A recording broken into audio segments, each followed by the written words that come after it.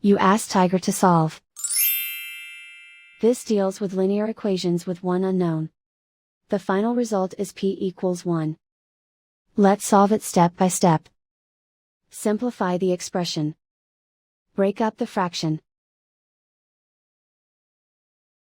Find the greatest common factor of the numerator and denominator. Factor out and cancel the greatest common factor. Group all L terms on the left side of the equation. Subtract p over 3 from both sides. Combine the fractions.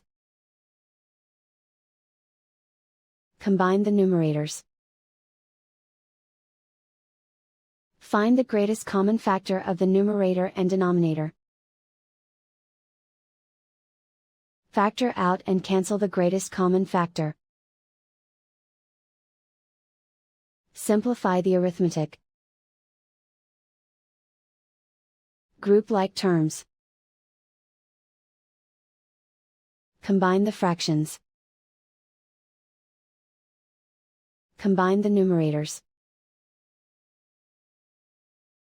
Reduce the zero numerator.